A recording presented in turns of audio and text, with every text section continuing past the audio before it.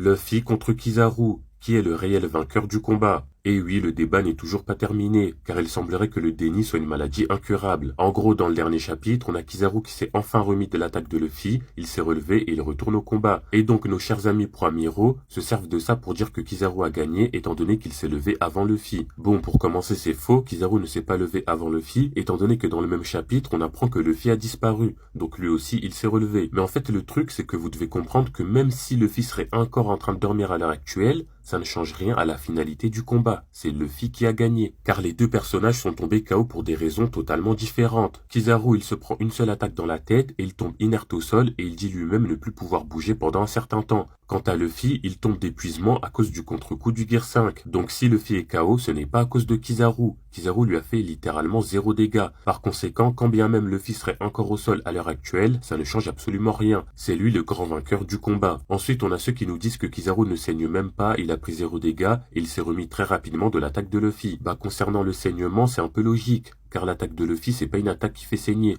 c'est une attaque qui étourdit et qui sonne son adversaire. Ensuite, concernant le fait que Kizaru se soit remis extrêmement rapidement de l'attaque de Luffy, premièrement, c'est pas vraiment le cas, et deuxièmement, j'ai envie de vous dire, encore heureux, car c'est loin d'être l'attaque la plus puissante de Luffy, et surtout, c'est la seule attaque qu'il s'est pris de tout le combat. Et d'ailleurs, à titre de comparaison, il s'est passé exactement la même chose avec Luffy et Kaido sur le toit. Et là, je veux parler du moment où Luffy se prend le Ragnarok de Kaido. Et là, on parle d'une attaque nommée de Kaido forme hybride, couplée au Haki des rois revêtis.